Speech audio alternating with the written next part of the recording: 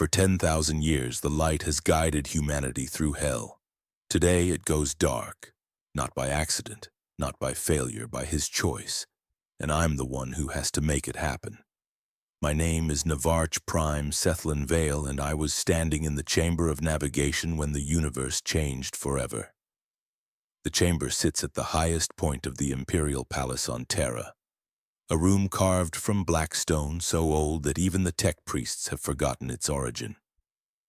300 meters above the surface, wrapped in psychic shielding that would stop a battleship's cannon, this is where the greatest navigators in the Imperium come to commune with the Astronomican. This is where we touch the light that makes all human travel possible.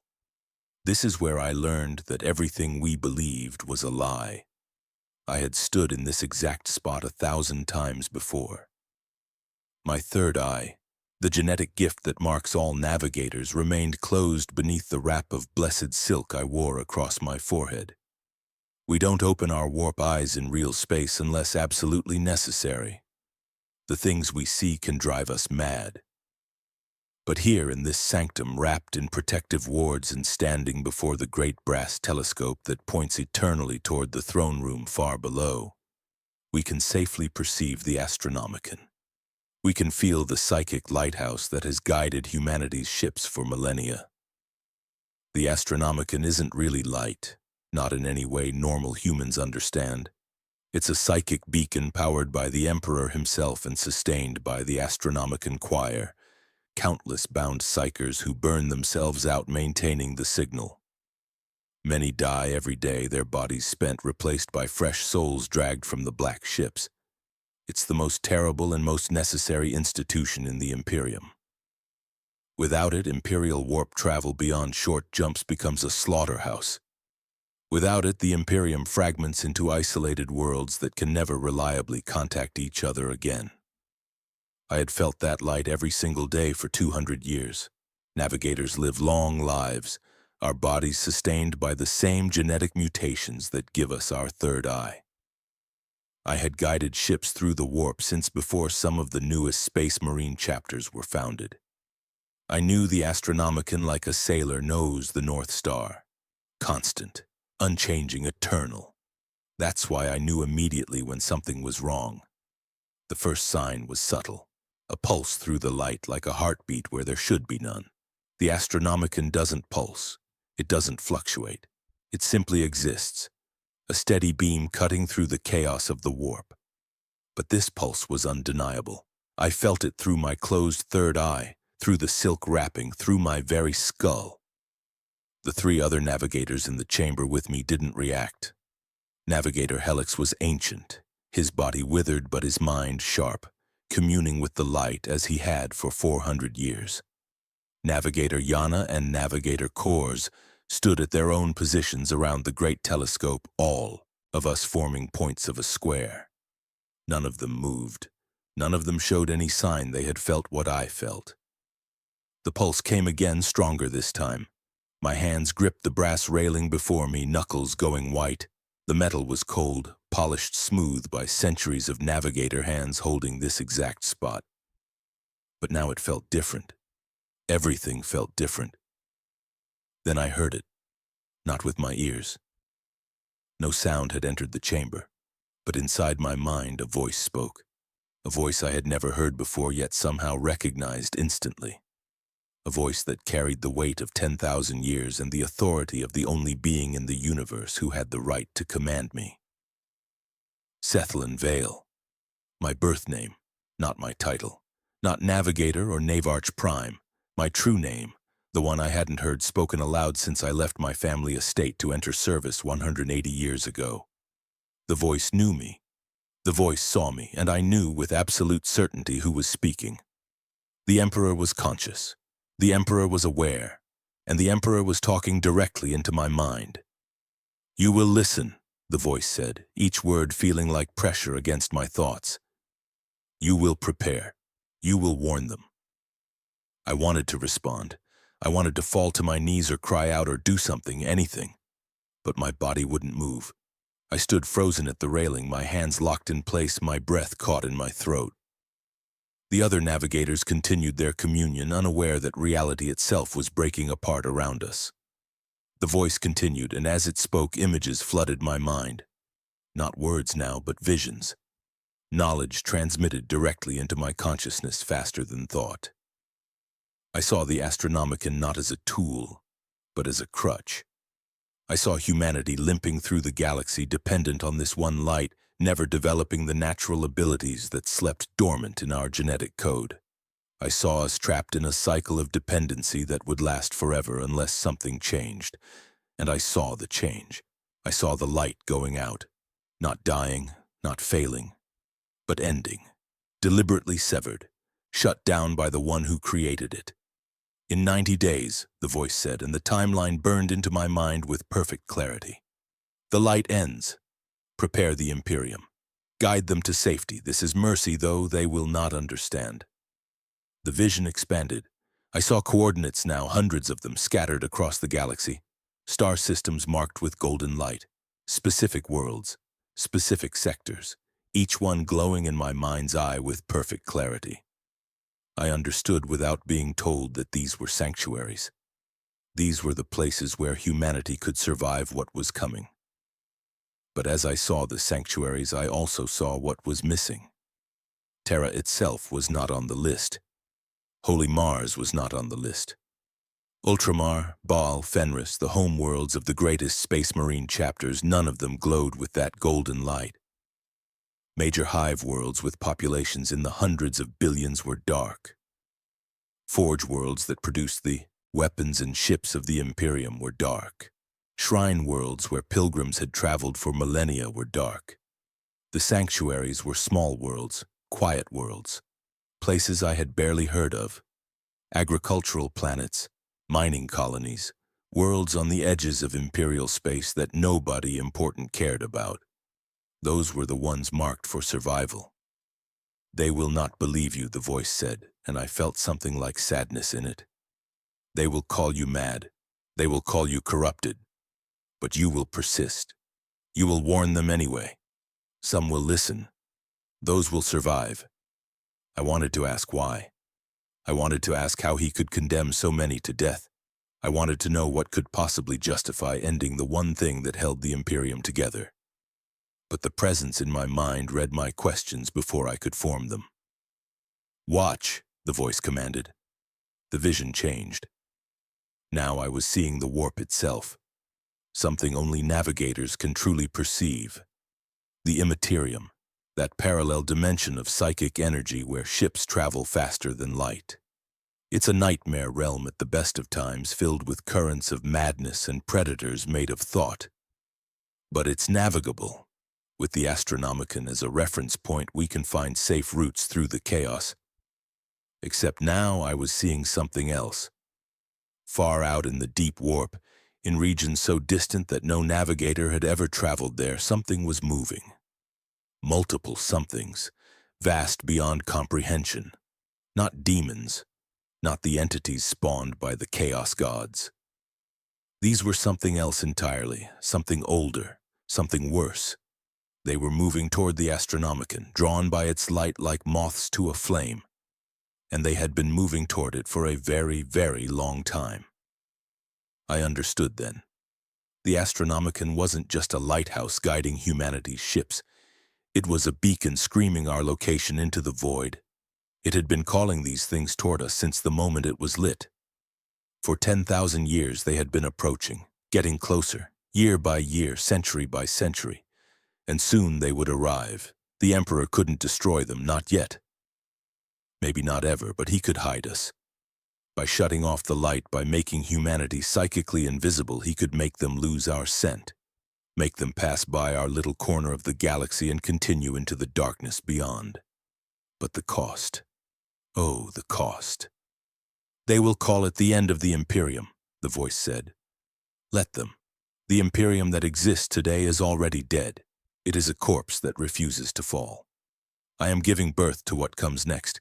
Many will die in the delivery, but what is born will be stronger than what came before. The presence in my mind began to withdraw. The visions faded. The pressure against my thoughts eased. But before it left completely, I felt one more thing. A command, a purpose, a mission that would define the rest of my life. Go now, Sethlin Vale. Speak what you have seen. Save who you can save, and when the darkness comes, remember that I am still here. I am simply hunting in shadows instead of standing in light. The connection severed. I gasped, my lungs burning as I sucked in air. I hadn't realized I had stopped breathing. My hands released the railing and I nearly fell, catching myself against the cold brass telescope. Around me, the other navigators continued their communion, still unaware that anything had happened. But everything had happened.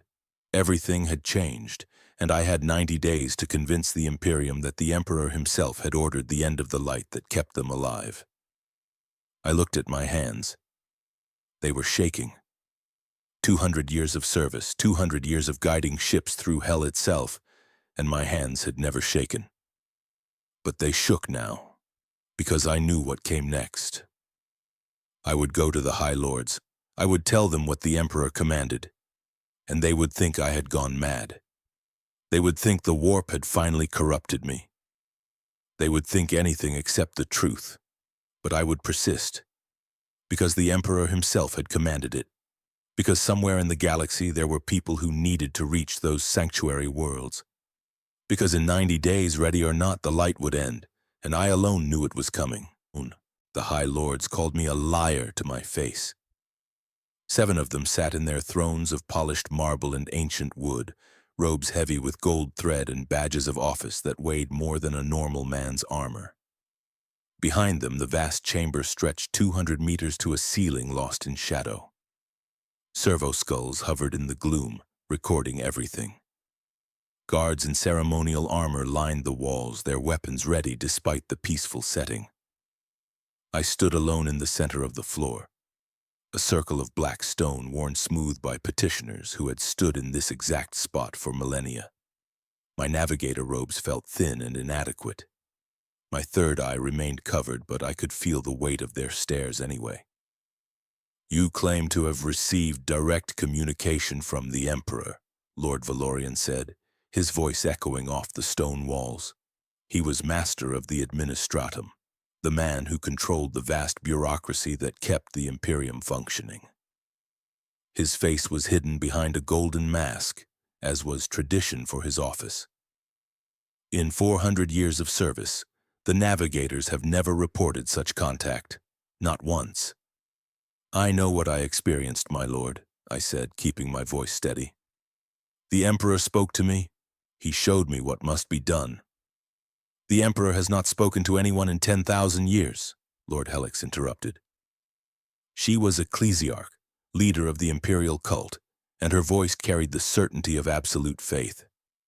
He sits upon the golden throne, sustaining the Astronomican with his divine will. He does not have conversations with random navigators. Random. The word stung, though I showed no reaction. I had served the Imperium for 2 centuries.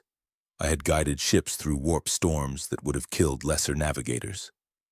I had earned my position as Navarch Prime through skill and sacrifice. But to them, I was just another servant making impossible claims. With respect, Ecclesiarch, I am not claiming a conversation, I said carefully. I received a vision, a command. The Emperor showed me coordinates, specific worlds where the Imperium must concentrate its people.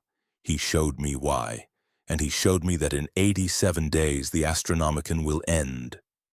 The chamber erupted. Not in shouting, the High Lords never shouted, but in a flurry of whispered conversations between them and their advisors.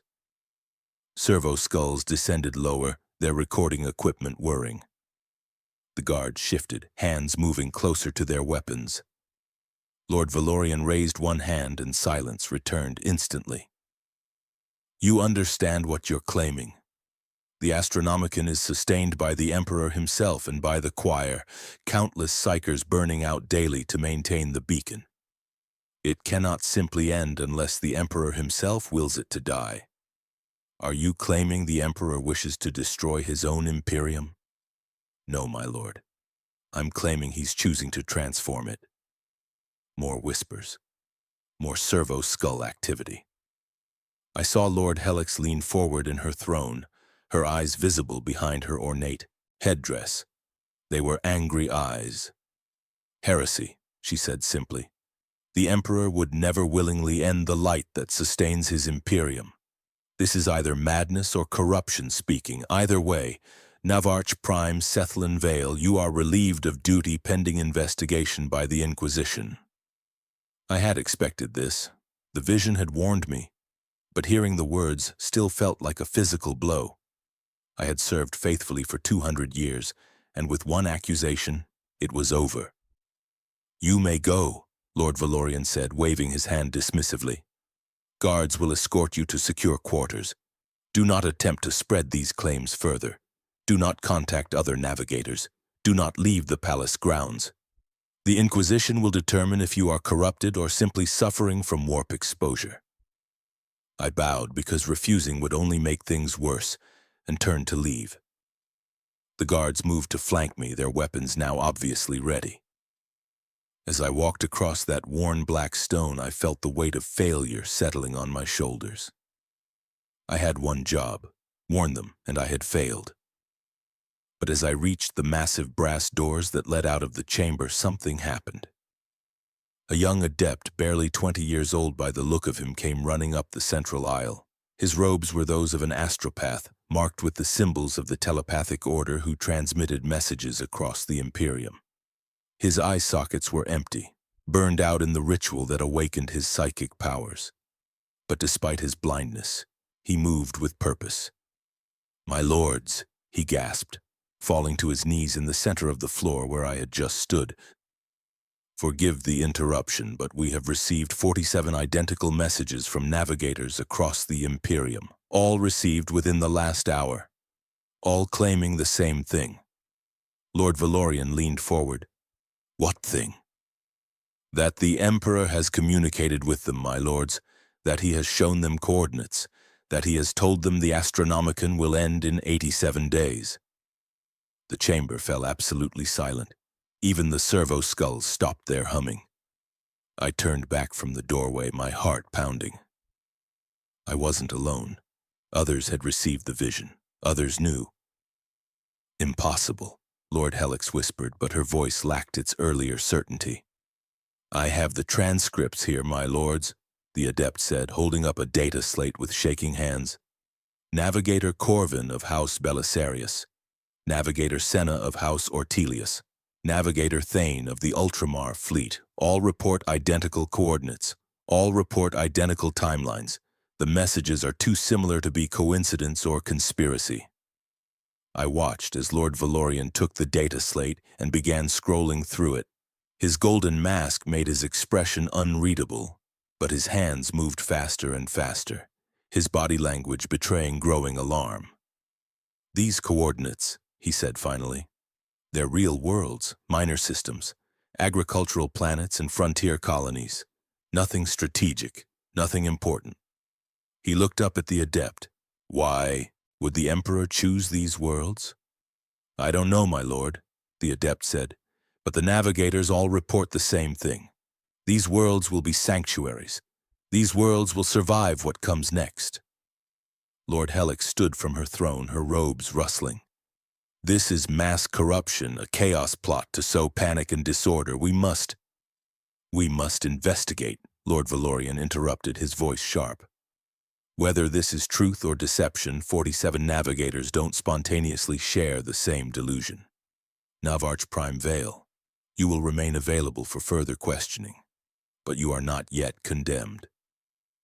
It wasn't an apology. It wasn't even an admission that I might be right. But it was better than an Inquisition cell. I bowed again and left the chamber, my mind racing. The next 30 days passed in a blur of testimony and investigation. More navigators came forward, their numbers growing daily. By day 10, over 300 had reported receiving the vision. By day 20, over 1,000. And every single one of them reported the same coordinates, the same timeline, the same message. The Imperium began to fracture. Some high lords declared the whole thing a chaos plot and ordered business as usual. Others, seeing the overwhelming evidence, began quietly moving resources to the sanctuary worlds. Fleet admirals received contradictory orders. Some were told to maintain their positions. Others were told to begin evacuating populations. I spent those days in a small chamber in the palace, meeting with other navigators who had received the vision. We compared notes. We tried to understand why we had been chosen. Navigator Helix, the ancient one from the Chamber of Navigation, had finally received his own vision on day 5. He wept when he described it, his 400 years of certainty shattered by what the Emperor had shown him. "I saw the things in the deep warp," he told me, his withered hands gripping mine with surprising strength. "The things drawn to our light. Sethlin, they're not just predators, they're collectors. They gather entire civilizations. They've been doing it since before humanity learned to make fire, and we've been screaming our location at them for 10,000 years. "Did he show you what happens if they reach us?" I asked. Helix's blind eyes stared at nothing. He didn't need to. I could feel it. They don't kill, they preserve. They collect living species and keep them in some kind of stasis, forever. Conscious but unable to move or think clearly. An eternity of being trapped in your own mind while your body is displayed like a museum piece. Death would be mercy compared to what they do. I thought about that often in the days that followed. The Emperor wasn't choosing to let people die. He was choosing to save those he could from something infinitely worse. It didn't make the choice easier. It didn't ease the guilt. But it provided context. On day 40, I received permission to leave the palace. Not freedom exactly, but supervised travel to spread the Emperor's message officially. A powerful block of inquisitors, led by Inquisitor Karamazov of the Ordo Malleus, had corroborated the visions after extensive investigation. They couldn't explain how or why, but they couldn't deny the evidence. However, other inquisitorial factions, particularly within the Ordo Hereticus, declared it chaos deception and moved to purge those spreading the message. The Inquisition was at war with itself, and that war spilled into violence on dozens of worlds. The compromise from the High Lords was to allow voluntary evacuation to the sanctuary worlds while maintaining normal operations everywhere else. It was cowardice dressed up as prudence. They wanted to hedge their bets. If the Astronomican really ended, at least some people would be safe. If it didn't, they could claim they never really believed it and punish those who had spread panic. I took a ship to Macarius Prime, a hive world with 40 billion people crammed into cities that reached 10 kilometers into the sky. Macarius wasn't on the sanctuary list. I went there because my family estate was there. Because my sister still lived there. Because I had to try. The spaceport was chaos. Word had spread despite the High Lord's attempts to control information. Millions of people were trying to book passage off-world, heading toward any of the sanctuary systems they'd heard about. The wealthy could afford tickets. The poor rioted in the streets below, demanding transportation that didn't exist. I found my sister in our family's tower, 5 kilometers above the surface. The estate was exactly as I remembered it from 180 years ago. The same stone walls, the same tapestries showing our house's history, the same view of the endless city stretching to the horizon. Yana was older now, her hair gray where it had been black when I left. But her eyes were the same, sharp, intelligent, stubborn. "They said you'd gone mad," she said when she saw me. No greeting, no embrace. Just that flat statement. "I know what they said. I came to warn you anyway. You need to leave, Yana. You need to get to one of the sanctuary worlds before it's too late." Before what's too late? Before this imaginary deadline? Before the light that's burned for millennia magically goes out? She crossed her arms, her expression cold. "I run a forge complex that employs 30,000 people, Sethlin. I can't just abandon them because my brother claims the Emperor spoke to him." "He did speak to me. He showed me. He showed you what you wanted to see. You've been staring into the warp for 200 years. It's finally caught up with you. She turned away, walking to the window. Do you know how many people have claimed to speak for the Emperor? Thousands. Millions, probably. They all say he told them something. They're all wrong. Over 2,000 navigators have reported the same vision, Yana. The exact same coordinates. The exact same message. That's not coincidence. Then it's a very sophisticated chaos plot, or a mass hallucination caused by warp storms, or any of a dozen other explanations that make more sense than the Emperor suddenly deciding to cripple his own Imperium. She faced me again, and I saw anger in her eyes now.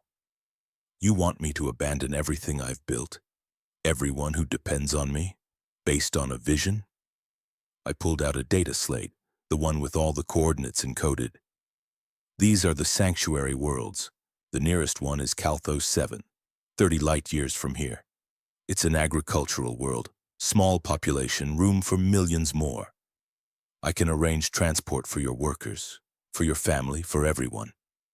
She didn't take the slate. And what about the other 40 billion people on this world? What about them? I can't save everyone. Apparently your Emperor can't either, or won't. She walked past me toward the door. I'm staying, Sethlin. If you're right and the Astronomican ends, then we'll face it here, together. As humanity has always faced the darkness, we'll adapt. We'll survive. We don't need to run to some backwater planet to hide. Yana, please. No, you came. You warned me. Now leave. I have work to do, and I don't have time for doomsday prophecies. I stood alone in that familiar room, holding a data slate she refused to touch, and felt the weight of failure crushing me again. She was family. If I couldn't convince her, how could I convince anyone? I left Macarius Prime 3 days later.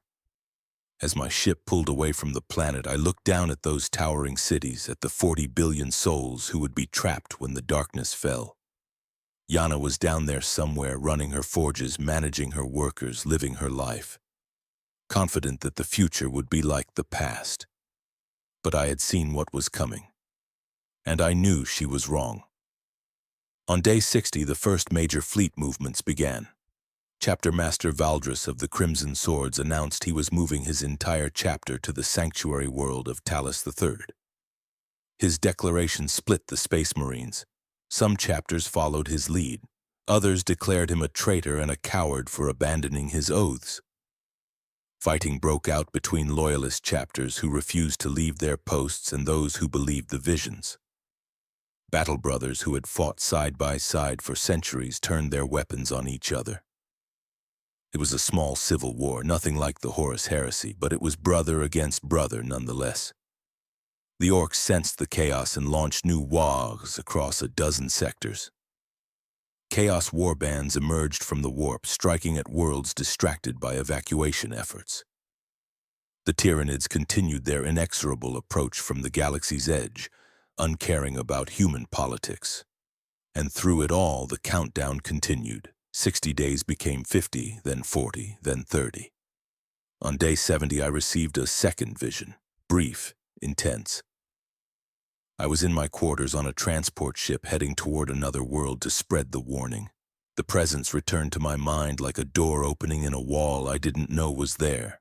20 days remain, the voice said. You have done well. Some will survive because of your warnings. But prepare yourself, Sethlin Vale. What comes after the darkness will test you in ways you cannot imagine. The light ending is not the trial. It is merely the beginning. Then I saw it, the thing I had glimpsed before but hadn't fully understood.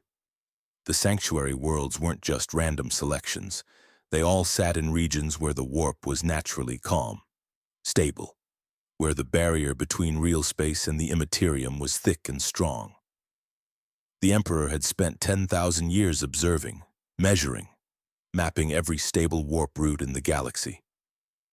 These worlds weren't chosen for their resources or their populations or their strategic value. They were chosen because they could survive without the Astronomican, because their local warp routes were navigable by traditional methods, by skill and experience rather than by reference to a distant light. He wasn't just hiding humanity from the things in the deep warp, he was forcing us to adapt, to rediscover the navigation abilities that had always been possible but never necessary when we had the crutch of the beacon. Humanity had spent 10,000 years using a tool that made us dependent. Now he was taking it away and demanding we learn to navigate by our own abilities. Many would fail. Many would die. But those who survived would be different, changed. "You see it now," the voice said, reading my thoughts. "This is not cruelty, this is necessity, the hardest kind. The kind that forces adaptation through loss." The vision ended. I sat in my quarters, breathing hard, understanding finally what was about to happen. Not just to the Imperium, to humanity itself. On day 80, the factional war within the Inquisition reached its peak. Inquisitor Karamazov's bloc published their findings, backed by evidence from thousands of navigators and even some custodes who had confirmed unusual activity around the Golden Throne. They couldn't explain how or why, but they concluded the visions were genuine. Other inquisitors rejected this entirely. Purges began on dozens of worlds. Navigators who had reported visions were executed as corrupted. Entire navigator houses were put to the sword. The Imperium was tearing itself apart over whether to believe or resist. The evacuation became a desperate scramble. Every world, every system, every human in the Imperium now knew what might be coming. In 10 days, the light might end. The response ranged from panic to prayer. Some people rushed to reach sanctuary worlds, others refused to believe, insisting it was all a trick or a test, and some, like my sister, chose to stay where they were out of duty or stubbornness or simple refusal to abandon their homes. On day 89, I stood once again in the chamber of navigation, the same place where this had all begun. Around me, 12 navigators maintained their vigil, feeling the Astronomican as they always had. Steady, eternal, unchanged. But I could feel something different now. A tension in the psychic fabric of reality. Like the moment before a storm breaks, like the breath before a scream. Tomorrow. Tomorrow it would happen, and the galaxy would never be the same. I was in the chamber of navigation when the Astronomican died. Not faded, not flickered. Died. There's no other word for what I witnessed. 12 of us stood in that sanctum, our third eyes open beneath their silk wrappings, perceiving the light as we had done for decades or centuries. The Astronomican blazed in our psychic vision, that golden beam cutting through the chaos of the warp like it had for millennia. Constant, unwavering, the single point of reference that made all human navigation possible. Then it stopped. I had expected something dramatic, an explosion of psychic energy, a great wailing in the warp, something worthy of ending millennia of continuous light. But there was none of that. The Astronomican simply ceased to exist. One moment it was there, the next moment it was gone, like a candle flame snuffed out by invisible fingers. The silence in my mind was deafening. Navigator Helix collapsed immediately, his ancient body crumpling to the obsidian floor. He had maintained communion with the Astronomican for 400 years. Its sudden absence was like losing a limb, like having half his mind carved away. He lay there shaking, his mouth open in a silent scream, blood trickling from his nose. Others fell too. Navigator Yana dropped to her knees and vomited. Navigator Kors simply stood frozen, his third eye bleeding beneath its wrapping, his mind unable to process what had just happened. I remained standing, though my legs trembled. I had been prepared. The Emperor's visions had shown me this moment. But preparation and experience are different things. Knowing you're about to lose something and actually losing it are worlds apart. The light was gone.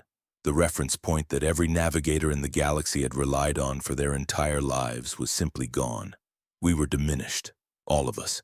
Every ship in the warp, every navigator guiding their vessel through that hellish dimension. All of us suddenly without our primary tool. I could feel the shock rippling through the warp itself. thousands of navigators across the galaxy experiencing the same moment of loss. Some would survive the psychic trauma, others wouldn't. Their minds would break, and their ships would drift in the Imperium, struggling to find their way back to real space through routes that had become infinitely more dangerous. "It's gone," Kors whispered, his voice hollow. "Emperor's mercy, it's actually gone." I moved to help Helix, but the old navigator pushed my hands away. His blind eyes were wide, staring at nothing, his face twisted in anguish. "I can feel them," he gasped. "The ships, thousands of ships. They're slowing, struggling. Their navigators are blind without the reference point." He was right.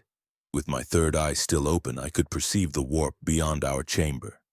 Ships that had been traveling the currents were now moving erratically, their navigators desperately trying to maintain course without the Astronomican to guide them. Some were managing through, skill and experience. Others were veering off course, lost in the chaos, but they weren't being torn apart immediately. That was surprising. The ships weren't dying in mass, consumed by demons or shattered by warp storms. They were struggling, endangered, but not universally doomed, as if something was protecting them even in their vulnerability. I closed my third eye and unwrapped the silk covering. The chamber around me came back into focus. Stone walls, brass fixtures, the great telescope still pointing toward the throne room far below. Everything looked the same, but everything had changed. "We need to report to the High Lords," I said, my voice sounding strange in my own ears. Too calm, too steady for what had just happened. "They need to know it's done." Navigator Yana looked up at me, her face pale. "Report what? That the Emperor has crippled us? That every ship in the warp is endangered? That long-range Imperial navigation just became a death sentence? That the Emperor has transformed us. This is what he intended. This is what we were warned about." "Warned about?" Kors laughed, a bitter sound with no humor in it. "We were warned that our lives would become infinitely harder, that our purpose would be stripped away, that the one constant in the universe would just vanish." I had no answer for him, because he was right. For navigators, the Astronomican had been more than a tool. It had been our purpose, our reason for existing. We were born with our mutations specifically to perceive that light and use it to guide humanity through the darkness.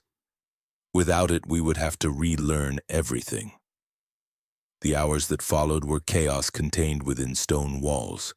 Reports flooded in from across Terra. Every navigator on the planet had felt the same thing. The astropaths were in terrible shape. Many had suffered psychic shock from the sudden change in the warp's patterns. Some died, their minds burned out. Others were catatonic, their consciousness damaged. But not all. Many survived, though they reported that sending and receiving messages had become far more difficult without the Astronomican's stabilizing presence in the warp. The High Lords convened an emergency session. I was summoned along with every senior navigator still capable of walking. We stood before them in that same vast chamber where I had first tried to warn them 90 days ago. But this time, no one called me mad. No one accused me of corruption. They just wanted answers. "How long until the ships can return to normal operations?" Lord Valorian asked. His golden mask couldn't hide the tension in his voice. "How long until we can resume standard warp travel?" "Never," Navigator Helix said bluntly. He had recovered enough to stand, though he leaned heavily on a walking staff. "Standard operations required the Astronomican. Without it, there is no standard. Long-range travel becomes exponentially more dangerous. Ships will have to make shorter jumps, use more traditional navigation methods, rely more heavily on navigator skill and less on the beacon. Many ships currently in transit will struggle to reach their destinations. Some will be lost." "That's not acceptable," Lord Helix said, her voice sharp despite the fear I could hear beneath it. "There must be something we can do. Some way to restore the light." The Emperor ended it deliberately, I said. He's not going to restore it. Then we force him to. She stood from her throne, her robe sweeping the floor. We send representatives to the throne room. We demand he explain himself. We insist he restore what he has taken. The chamber fell silent. Even suggesting such a thing bordered on heresy. You didn't demand anything from the Emperor. You didn't insist. You obeyed. But Lord Valorian surprised me. Do it, he said quietly. Send a delegation. We need to know if this is truly his will or if something has gone catastrophically wrong. And if it is his will, we need to know what comes next. They chose me to lead the delegation. Of course they did. I was the first to receive the vision, the first to warn them, the logical choice to face whatever waited in the throne room. We descended into the depths of the palace past security checkpoints that had stood for millennia, past chambers where high lords had ruled and died and been replaced by others who looked exactly the same. Down and down, through passages carved into the bedrock of Terra itself, until we reached the throne room. The great doors stood 50 meters tall, made of gold so pure it seemed to glow with its own light. I had never been this deep before. No navigator had. This was sacred ground, the holiest place in the Imperium, the place where the Emperor sat and had sat for 10,000 years, sustained by the golden throne and protected by the Adeptus Custodes. The custodes guarding the doors didn't stop us. They stepped aside, their golden armor reflecting the torchlight, their faces hidden behind helmets that showed no expression. One of them, taller than the others, spoke in a voice like grinding stone.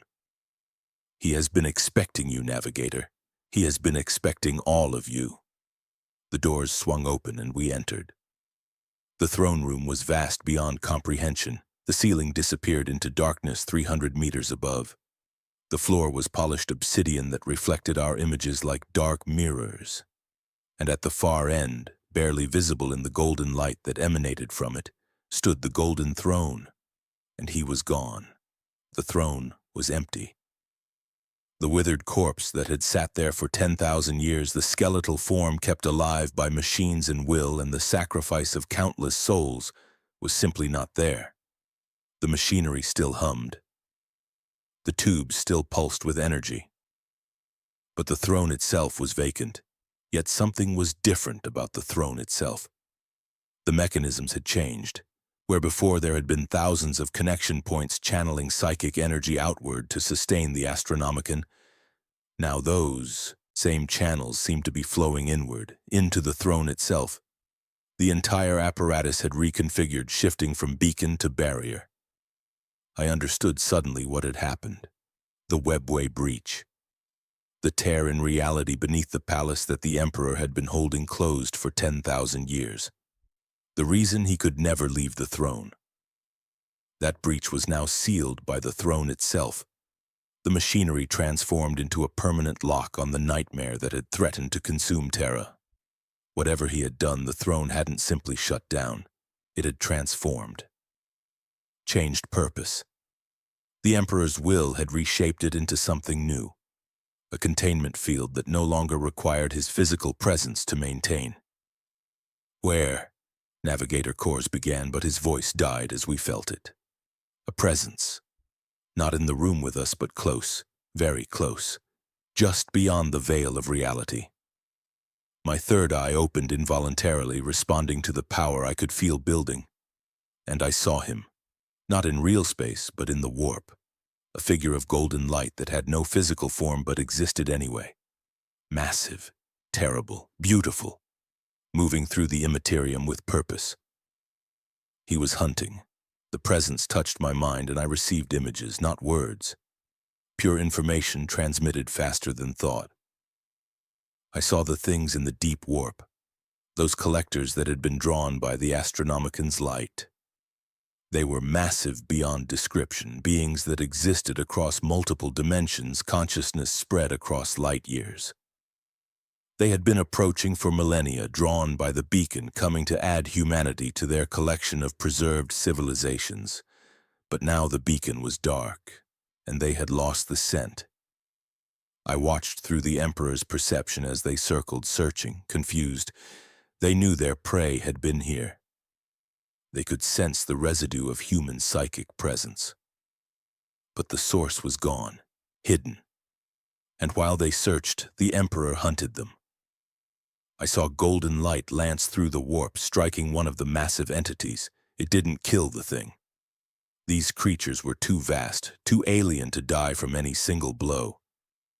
But it hurt them. It drove them back. It made them afraid. For the first time in their ancient existence, these collectors were prey instead of predators. The images faded, and I found myself on my knees, breathing hard.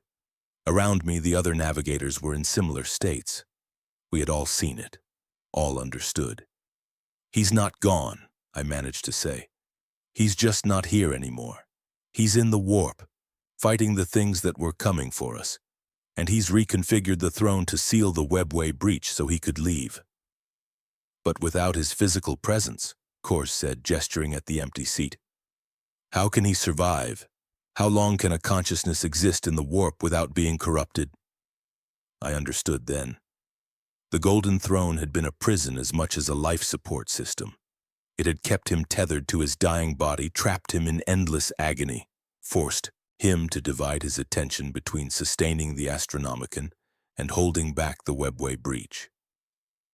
By transforming the throne's purpose, by sealing the breach permanently and ending the beacon, he had freed himself. His body was gone, consumed or transcended, but his consciousness remained. Vast, powerful, able to act in the warp in ways he never could while trapped in dying flesh. He had become something else, something beyond human. A being of pure psychic energy that could exist in the warp and fight its horrors directly. "We need to go," Navigator Helix said, his voice urgent. "The High Lords need to know. Everyone needs to know. The Emperor hasn't abandoned us. He's just changed battlefields. And he's left us a gift. The sealed webway breach means Terra is safer than it's been in 10,000 years." We left the throne room, our minds reeling from what we had witnessed. The custodes at the doors said nothing as we passed, but I thought I saw one of them nod slightly. They had known. Of course they had known. They had watched as the Emperor transformed the throne and departed, maintaining their vigil over an empty seat while we scrambled to understand what had happened. The next days were a blur of reports and revelations. Ships began emerging from the warp, one by one. Not many at first, not most, but some, the ones closest to real space or in regions with naturally calm warp currents, found their way out through skill and desperation. They brought stories of the struggle, of navigators pushing themselves to their limits without the Astronomican's guidance, of routes that used to take weeks now taking months as they made careful, shorter jumps. But they also brought stories of something else. Some navigators reported perceiving differently in those hours without the beacon. Instead of looking for an external light, they had begun feeling the warp itself, the natural currents of psychic energy. Patterns that had always been there but had been drowned out by the Astronomican's overwhelming brightness. These navigators, forced to adapt or fail, were discovering abilities they never knew they had.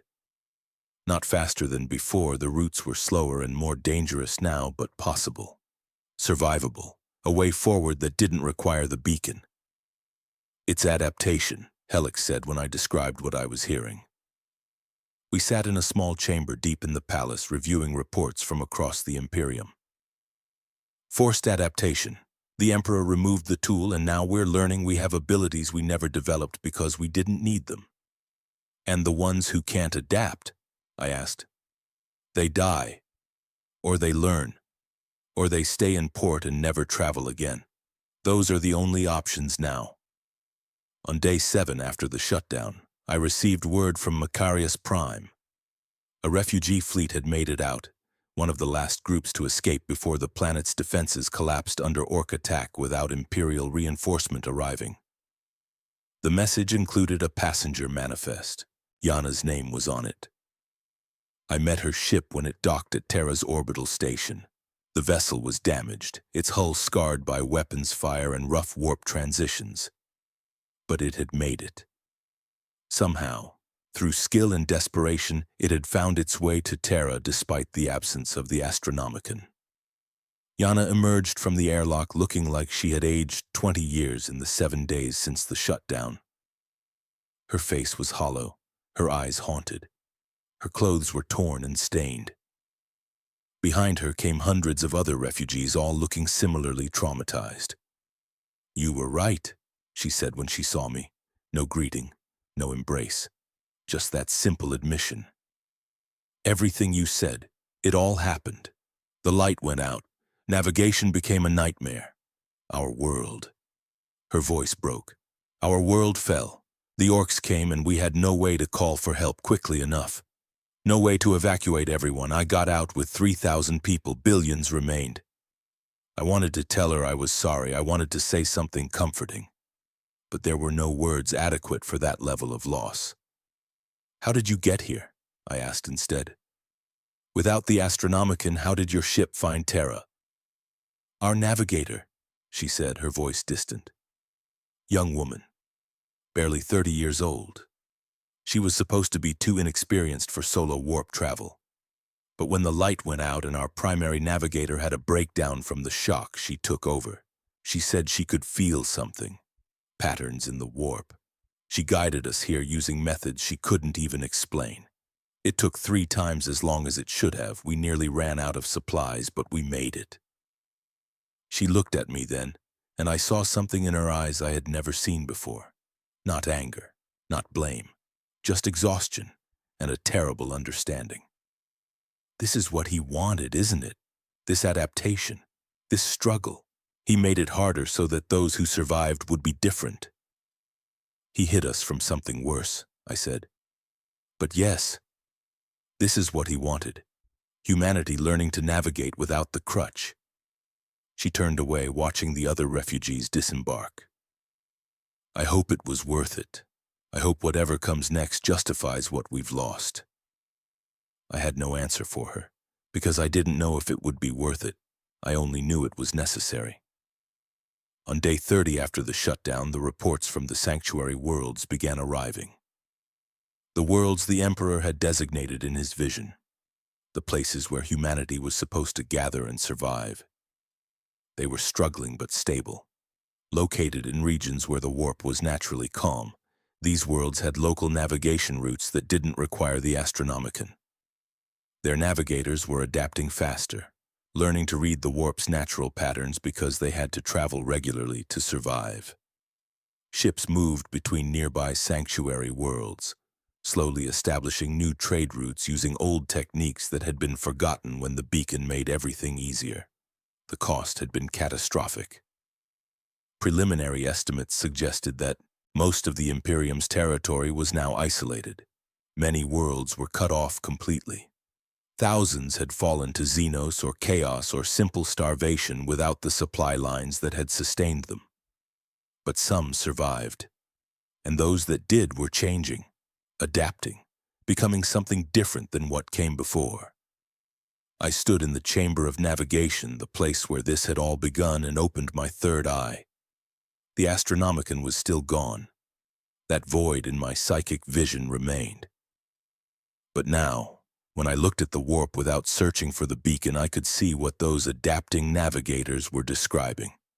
Faint currents, subtle patterns, the natural flow of psychic energy through the Imperium. It was difficult, barely perceptible. But it was there, and with practice, with time, with necessity driving me, I might learn to navigate by it, to see the warp as it truly was instead of relying on a single external point of light. The Emperor had taken away our primary tool. Now it was up to us to rediscover the abilities we'd never developed because we never needed them. To adapt, or to be left behind.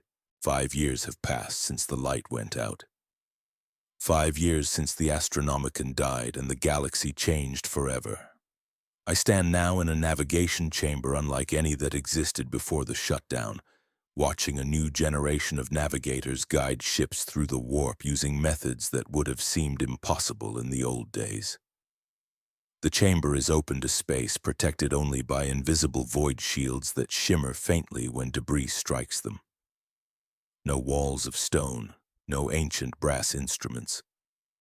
Just a transparent platform 50 meters across, suspended above Terra's surface with a view of the stars in every direction. A dozen navigators stand at their stations, their third eyes open and unshielded, perceiving the warp without the protective rituals that were once considered essential. They are young, most of them, born after the shutdown or just before it. They never knew the Astronomican. They learned to navigate in its absence, guided by instinct and the natural currents of the Imperium that older navigators like me struggle to perceive. And they are doing what we thought impossible, maintaining routes without the beacon. I watched Navigator Kale, barely 16 years old, guide a transport ship through a warp route to a nearby sanctuary world. It's a journey that's still dangerous, still unpredictable in ways it never was with the Astronomican. But she navigates by feeling the warp's currents, by reading patterns in the chaos, by using abilities that her genetic line always possessed but never needed to develop. "Course maintained," she says, her voice calm and professional. "The ship should emerge at Talos 3 safely. Warp conditions are stable in this region." Stable in this region. That's the key phrase now. Without the Astronomican's overwhelming presence, the warp has become more varied. Some regions are calmer, easier to navigate. Others are nightmares where even experienced navigators fear to travel. The galaxy has become a patchwork of connected and isolated zones. "Good work," I tell her, and she nods without taking her attention from the pattern she's monitoring. This is her normal. This is all she knows. The old ways are just stories to her, history. Things her elders talk about with a mixture of nostalgia and relief that they're gone. The Imperium that exists now is smaller than what came before. The maps show it clearly. Vast regions of space that once bore the Imperial Aquila now sit empty on our charts, marked as isolated territories or uncontacted zones. Thousands of worlds cut off when the Astronomican ended. Many fell to Xenos invasions. Many descended into chaos worship. Many simply collapsed without the supply lines that had sustained them for millennia. But the Imperium that remains is different. The worlds we still contact regularly are more self-sufficient, more innovative, more adaptable than before. We lost reach but gained resilience, and in a galaxy as hostile as ours, resilience matters. I leave the navigation chamber and take a transport down to the surface. Terra itself has changed in these 5 years. The endless hive cities that once covered every centimeter of the planet's surface are being reduced, slowly, carefully, but deliberately. In their place, new structures rise, smaller cities with actual streets and open spaces, places where humans can live instead of merely surviving in darkness. The population is smaller too. Billions evacuated to colony worlds in the early days. Billions more died when infrastructure collapsed, but those who remain have space that their ancestors never knew. I see children playing in areas that used to be cramped hab blocks, something that wouldn't have been possible in the old Imperium where Terra was too crowded, too important as a symbol to waste space on things like open air. Now it's becoming something else, not just a symbol, an actual world where people live real lives. I make my way to the palace, though it serves a different function now. The vast Baroque structure that housed the High Lords for 10,000 years has been partially converted. The real government now operates from a more modest section designed for function rather than intimidation. The High Lords still exist, but their power has changed. The sanctuary worlds each govern themselves more independently now, coordinating with Terra rather than being commanded by it in all things. It's not democracy, we're not there yet, but it's different than the rigid hierarchy that came before. Lord Valorian meets me in what used to be a throne room and is now a working office. His golden mask is gone, discarded along with many pointless traditions. He's an old man, his face lined with age and stress, but his eyes are sharp. Navarch Prime, he greets me. Thank you for coming. I need your assessment of the isolated territories. I pull out a data slate and display the maps I've been compiling. We've re-established limited contact with some of the lost worlds, maybe 1 in 5. Most are struggling but surviving on their own. Another large portion are completely gone, either destroyed or so changed they're no longer recognizably Imperial. The rest we simply can't reach reliably. Too far. Too dangerous. The warp routes are too unstable. He studies the map, his expression thoughtful. And the Xenos? Mixed situation. The Orcs are a constant threat, as always. Without rapid response fleets, they've overrun dozens of systems, but they're also more scattered, fighting each other as much as us. I zoom in on another region. The Tyranids are still approaching from the galactic edge, but some hive fleets have changed course. We think the Emperor's actions in the warp are affecting them somehow. They sense something that makes them adjust their approach vectors. And chaos? I hesitate before answering. Complicated. In some regions, particularly around the old stable routes, warp activity seems reduced. Demon incursions are less frequent than they were, but in other areas, particularly near the isolated zones, the warp has become far worse. Without the Astronomican's presence, local warp conditions vary wildly. Some navigators report calmer seas. Others report storms worse than anything in recorded history. Why the variation? The Emperor, I say simply. He's still out there, still active in the warp. Every navigator who enters the Imperium can feel his presence in certain regions, not as a beacon, but as an active force. He's fighting things we can barely perceive, and wherever he focuses his attention, the warp behaves differently. The Chaos Gods seem diminished in those areas, distracted by whatever he's doing. But in regions where his attention isn't focused, they're as strong as ever, maybe stronger. Valorian leans back in his chair. 5 years ago, if someone had told me the Emperor would abandon the Golden Throne, would deliberately end the Astronomican, would leave us to adapt on our own while he fought invisible wars in the warp, I would have called it the worst heresy imaginable. Now I'm not sure we could have survived any other way. He's right. The old Imperium was dying, slowly strangling itself with its own traditions and fears and blind faith. The Emperor's choice didn't kill it.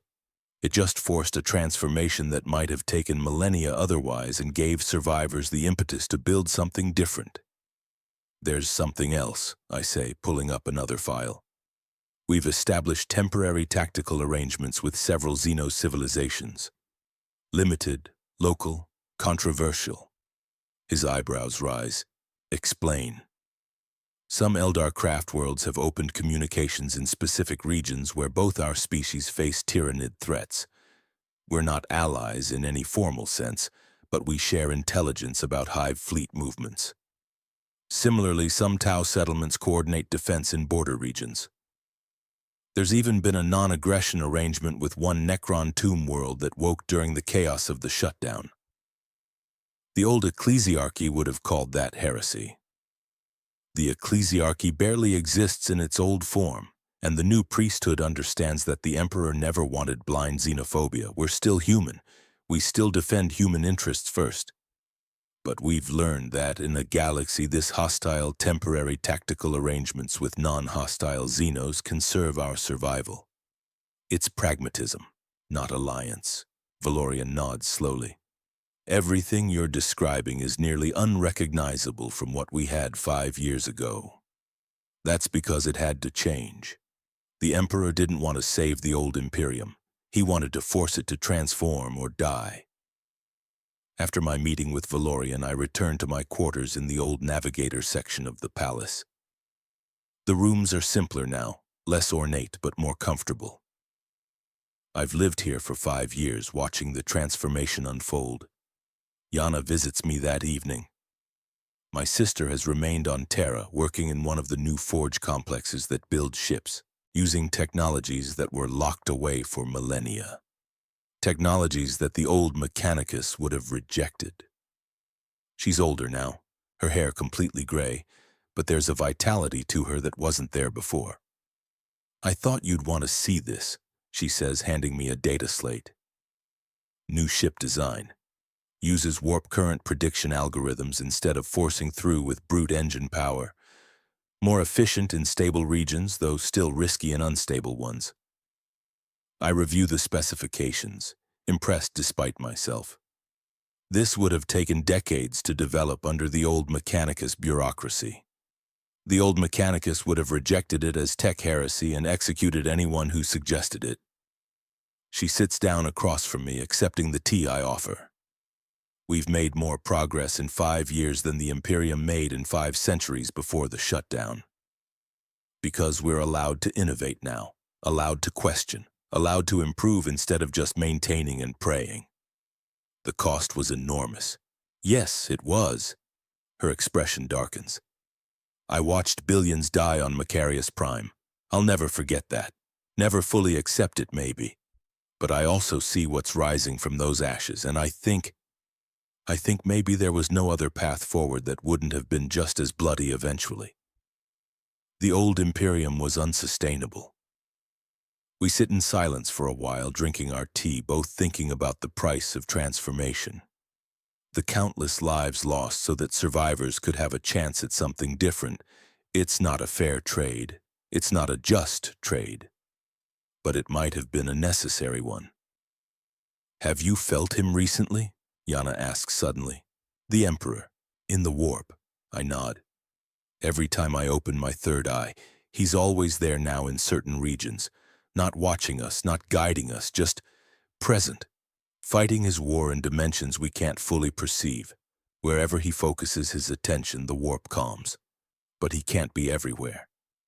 "Do you think we'll ever see him again? In physical form?" I don't know. Maybe he doesn't have physical form anymore. Maybe he's transcended that entirely. Or maybe one day when the threats he's fighting are dealt with or driven back, he'll return in some form. I set down my tea. But I don't think we need him to return. That's the point of all this. He's forcing us to stand on our own. Harsh mercy, Yana says with a bitter smile. The kind that costs countless lives to teach the survivors a lesson. The kind that ensures the survivors can face what comes next without needing a crutch. 3 days later, I'm back in the navigation chamber when it happens. I'm training a group of young navigators, showing them techniques for perceiving deep warp currents when I feel it. A presence. Massive, immediate, familiar. My third eye opens involuntarily and I see him. Not as the corpse on the golden throne, not as the conquering warlord from the histories, but as he is now. A being of pure psychic energy that exists across multiple dimensions simultaneously. Golden light given consciousness and purpose. The Emperor has returned his attention to Terra, not physically, but his focus is here, on this world, in a way it hasn't been since the shutdown. Every navigator in the chamber feels it. They all turn their third eyes toward the same point in space, perceiving something that exists beyond normal reality. The presence doesn't speak in words, it doesn't need to. It communicates directly, transmitting understanding without language. I see what he's been doing for the past 5 years. I see the war he's been fighting in the deep warp. Those collectors, those vast entities that had been drawn by the Astronomican's light. He's been hunting them, not destroying them. They're too large and too alien for that, but driving them away, harrying them, making them understand that this corner of the galaxy is protected, that humanity has a guardian more dangerous than they anticipated, and he's been doing more than that. I see him striking at concentrations of chaos power in certain regions, not destroying the chaos gods. They're born from emotion and can't truly die, but limiting their influence in specific areas. Making parts of the warp safer for human travel while other parts remain as dangerous as ever. But the cost to him has been enormous. Existing as pure consciousness in the warp, constantly fighting, never resting, it's taking its toll even on his vast power. He's not infinite. He's not truly a god, despite what humanity worshipped him as. He's incredibly powerful, but that power is finite and slowly depleting. He shows me his calculation. At his current rate of expenditure, fighting on multiple fronts across the galaxy, he has perhaps 50 more years before his consciousness begins to fragment, before the being known as the Emperor ceases to exist in any recognizable form, his psychic energy dispersing into the warp. 50 years to finish what he started, 50 years to drive back the greatest threats and give humanity time to stand fully on its own. The presence focuses on me specifically, and I feel his attention like sunlight breaking through clouds. Sethlin Vale, his voice resonates in my mind. You questioned my choice. 5 years ago you doubted whether the cost was justified. I can't lie to him. He can see my thoughts. Yes, my lord, I doubted. And now? I think about the navigation chamber around me, about the young navigators who are learning to navigate without the beacon, about the Imperium that's smaller but more adaptable, about the technologies being rediscovered and the pragmatic arrangements being formed, about humanity learning to survive without depending on a single tool. Now I understand, I say. You didn't abandon us, you forced us to adapt, to develop abilities we always had but never needed. It's still hard, it's still dangerous, but we're learning. I feel his approval, warm and genuine. The Astronomican was a crutch, Sethlin. Humanity spent millennia learning to navigate with support that kept them stable but also kept them dependent. I removed the support. Many failed. But those who are learning to balance can now go places the old methods never could reach, can adapt to conditions the beacon couldn't account for. Will you return? I ask. When your war is over, will you come back to guide us again? I am not gone, Sethlin. I am simply fighting in the deep darkness now. And when the greatest threats I'm facing now are driven back or destroyed, humanity will be ready.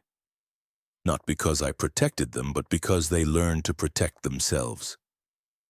The presence begins to fade, his attention turning back to whatever war he's fighting beyond our perception. But before he fully withdraws, I feel one more transmission, not words, just a feeling, recognition. He acknowledges what we've become, what we're struggling to build from the ashes of the old. And then he's gone, back to his hunt in the deep warp, leaving us to continue the work of adaptation. I stand in the navigation chamber, surrounded by young navigators who are staring at me with wide eyes. They all felt it too. The Emperor's presence, his message, his acknowledgement. Is he really gone? Kale asks, her young voice uncertain. He's not gone, I say, managing a smile despite the weight of what I've just experienced. He's just not here. He's out there fighting for us in ways we can't fully understand. But we don't need him here. That's what he's been trying to teach us. We can manage on our own now, slowly, carefully, but we can do it.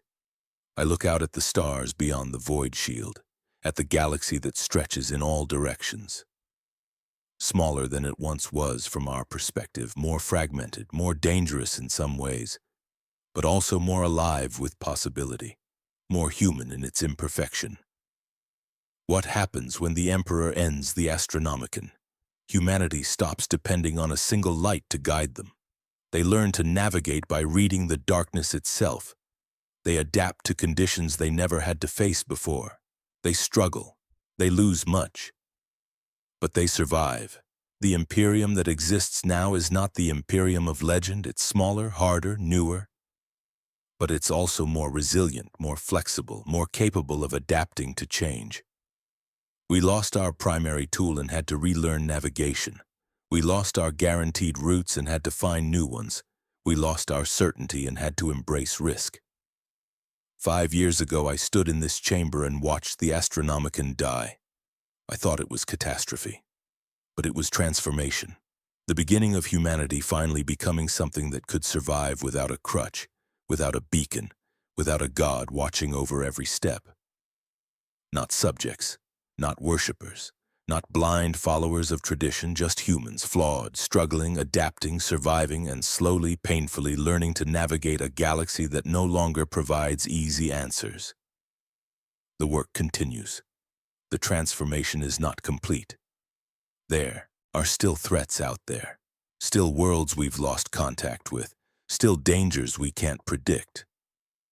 The warp remains treacherous, perhaps more so in some regions than it ever was.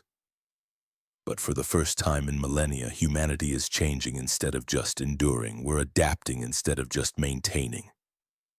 We're learning instead of just surviving, and somewhere in the deep warp, beyond perception, beyond understanding, the Emperor fights. Not for us in the sense of doing the work we should do ourselves, but against threats we're not yet strong enough to face, buying us time with his own gradually diminishing power. The light is gone, but we're learning to see in ways we never could when it blinded us to everything else, and that might be enough.